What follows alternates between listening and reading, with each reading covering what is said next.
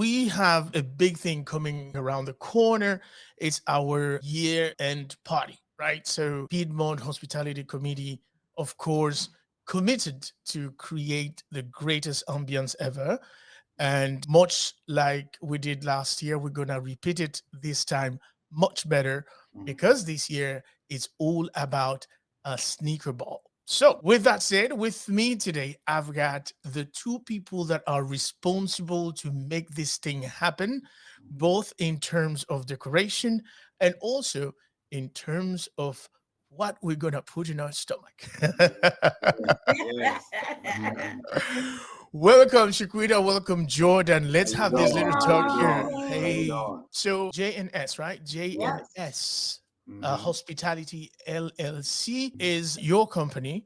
Mm-hmm. And basically, you guys have been at the forefront of everything we organize, right? Yes. Absolutely. Yes. I was not, fortunate enough to go to the picnic this year, but I the pictures are still mouth-watering to me. Okay. So, Now you're here to try it. Now you try it in person. yes, yes. So Jordan, let's talk about what you do, mate. Like you are the man in the kitchen, Yes. and Yes. you are the man who brings up the flavor. Yes. Uh, Chef in talk to us about your labor, man, and how do you go about setting up for a big event like this? And when you hear that the theme this year is Snicker Bowl, what is the Mm-hmm. first thing food-wise that comes to mind? When it's something that comes in mind, is something with food, is say something vibrant and something with flavor. Because something about a sneaker ball, everybody would come in with like different kind of styles and different kind of like different fashion. So I Yes. think, and especially with this whole setup and whole event, I think was to bring a better ambiance, a little change of flavor. You're gonna see it. I'm not even gonna speak it all out, but just a touch up from last year to the ambiance and everything, even what we're gonna do with the food. I like the fact that you talk about ambience and trying to match everything with the fact that we're going Mhm. to see sort of like a parade of fashion Yep. Yes, and yes, styles Yep. and vibes, right? Yep. yes, It, yes. it's funny because the origins of sneaker balls is such a unique thing because Mm-hmm. Absolutely. Mm-hmm. immediately after I heard about sneaker ball, I had to do a bit of A little digging to find research. out who started this whole thing. How did it all start? And much to my surprise, as I was doing my little research, it turns out that sneaker balls were invented by Black Nike employees, African Mm-hmm. American employees of Nike, Mm-hmm. who decided, you know what? For Black History Month, let's Mm-hmm. do a gala where we are all dressed up for the part, Mm-hmm. except that we're rocking them sneakers. The Sneakers. hottest Yeah, sneakers. Yep. yes, Yep. yes, yes. So it became a thing, and Mm-hmm.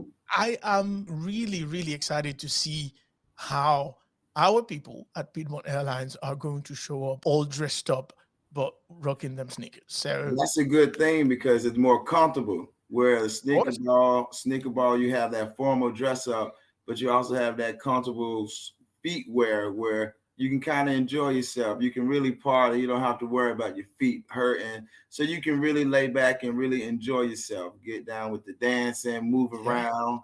talk. So sneaker ball is definitely a energetic kind of party also. And Yeah, for yeah. me, I kind of feel like with sneakers and kind of having it incorporating it with the ball aspect. I Yep. mean, it just kind of lets you know like there's so many different forms and ways that you can do fashion because Mhm. a lot of people believe, oh, well, I can't wear sneakers with having on a nice dress or having on a Mhm. suit. But it just kind of changes up the dynamic and, Mhm. just kind of bringing The different things fun to the vibe. forefront. Oh, Mhm. absolutely. And it's just like the moment you talk about this, you start to imagine all the possibilities. And Mhm. speaking of possibilities, then I have to come to you, Miss Decorator par excellence. Mhm.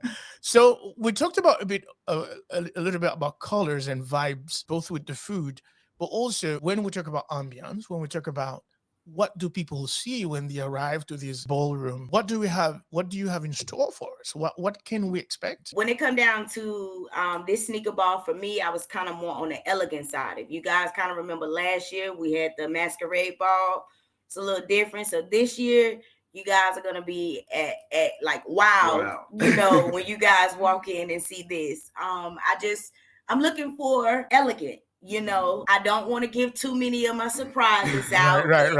I mean, you gonna walk in and see 12-foot trees and sneakers spinning. You know, you never know.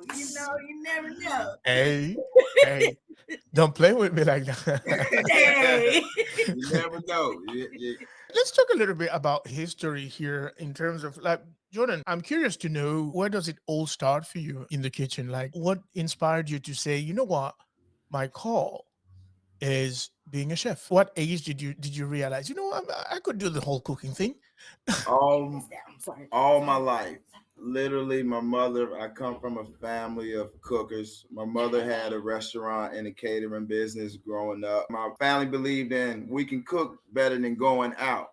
So me just growing up in that environment, being in the kitchen with my mom, and literally my whole family actually cooks. My brother owns a deli and restaurant in Carlsboro.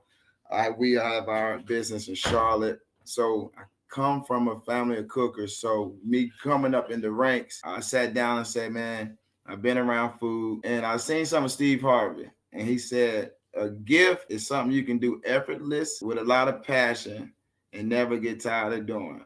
Yes. So I really enjoy doing it, from cooking the food to even you getting the plate and seeing your facial expression, seeing how you feel about the plate. Yes. Because, like, a lot of people think chefing and cooking is a lot of work. Right. It's really how you set yourself up. I feel like that passion. If you have a passion for it, nothing really is hard work. With that passion, you kind of see things, hear other ideas. You see how you can put your twist to it. You know, it's like people making a hot dog, but you can make a hot dog in a lot of different ways. A lot of different toppings, a lot of different ideas. People put pineapples on it, where most people wouldn't even think about putting something like a pineapple on a hot dog, but in a lot of cultures they do. So it's really just matching the flavors, and that's something that I kind of enjoy doing, being able to sit back and being an artist myself, and my painting and my canvas is really just the food. As you were speaking, I thought about the intersection between being a chef and being an artist, right? Because I remember talking to a chef, and this guy described himself as a food architect. And to me, that was like a bit weird. Like, yeah, food architect, like what, you construct? That's exactly what you guys do, right? You design, you construct food. And over the years, I've come to understand that a little bit better. And now listening to you, when you say, you know, your art is cooking and your canvas is, you know, what you put on the plate, what you prepare. It's a beautiful thing, because do what you like, and you will never work a single day in your life. Right. It's not work when you're doing something you enjoy. It's all about that excellence, isn't it? So it sounds to me like you guys have a perfect plan in the works.